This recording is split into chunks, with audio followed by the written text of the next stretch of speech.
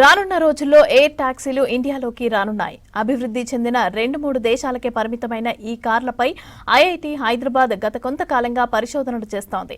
Innovation డేలో భాగంగా భారీ డ్రోన్లను ఎగిరే కార్ల ప్రోటోటైప్లను ప్రదర్శించింది ఐఐటి హైదరాబాద్. ఇక దాదాపు 200 కిలోల బరువు మోయగలిగే డ్రోన్తో పాటు ఒకరు ప్రయాణించే కార్ టాక్సీని ప్రదర్శించారు. మరిన్ని వివరాలు శ్రీధర్ అందిస్తారు. హైదరాబాద్ ఇన్నోవేషన్ డేలో ప్రస్తుతం మనం చూస్తుంది ఒక ఎయిర్ ట్యాక్సీ. భవిష్యత్తులో మనం ఇప్పుడు ఓలా ఊబర్ లాగా ఇప్పుడు మనం భవిష్యత్తులో చూడబోయే ట్యాక్సీ ఇది ఒక డ్రోన్ టెక్నాలజీతో పనిచేస్తుంది. ఇక్కడ ఒక మనుషుల్ని తరలించేందుకు అయితే ఆ మనుషుల్ని కూడా ట్రావెల్ చేసే విధంగా ఇక్కడ ఏర్పాటు చేసినారు. ఈ టెక్నాలజీ ద్వారా, ఈ ప్రోటోటైప్ ద్వారా భవిష్యత్తులో ఇప్పటికే ఒక అభివృద్ధి చెందిన దేశాల్లో మాత్రమే ఉన్నటువంటి డ్రోన్ టెక్నాలజీ ఉందో, దాంతోపాటు ఇక్కడ ప్రోటోటైప్ ఎయిర్ ట్యాక్సీ ఉందో. సో ఇది ఒక హెలికాప్టర్ మాదిరిగా కాకుండా డ్రోన్ టెక్నాలజీ ద్వారా దీన్ని తయారు చేసిండ్రు.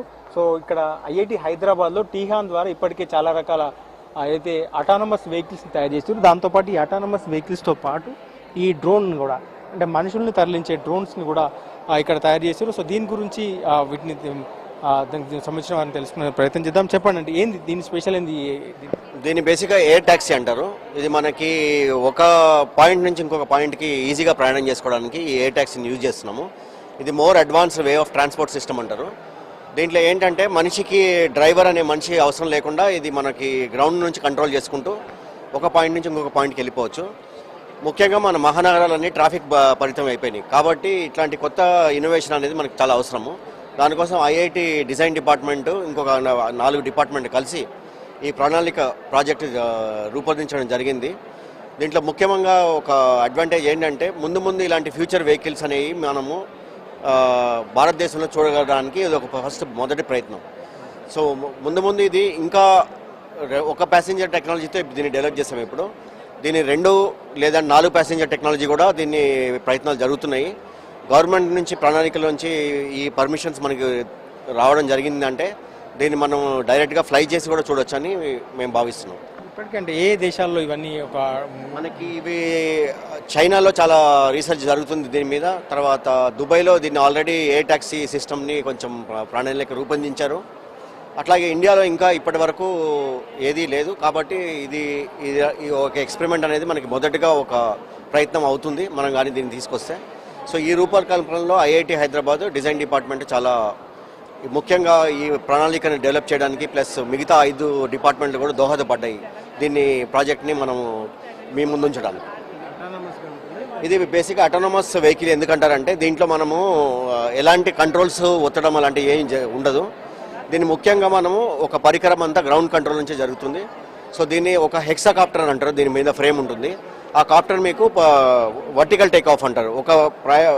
మనము ఏరోప్లేన్లో అయితే ల్యాండింగ్ అలాంటి సౌకర్యం ఉంటుంది. దీంట్లో ఎలాంటి అవసరం లేదు.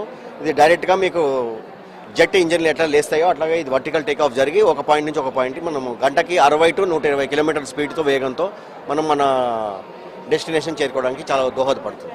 ఐఐటి హైదరాబాద్లో జరుగుతున్న ఇన్నోవేషన్ డేకు ప్రభుత్వ పాఠశాల విద్యార్థులను కూడా తీసుకొచ్చారు. సో వాళ్ళందరూ కూడా ఇక్కడ వీటిని ఎన్నో ప్రయోగాలను కావచ్చు వాటన్నిటిని ఐఐటి హైదరాబాద్లో జరుగుతున్న ప్రయోగాల విశేషాలు కూడా తెలుసుకునే ప్రయత్నం చేస్తున్నాం. అమ్మ, ఏ స్కూల్ నుంచి వచ్చినాం? జెడ్పీహెచ్ఎస్ ఖమ్మంపల్లి. ఏమేమి చూసినావు? ఎట్లా ఉంది ఐఐటి? ఫస్ట్ టైం చూడడం?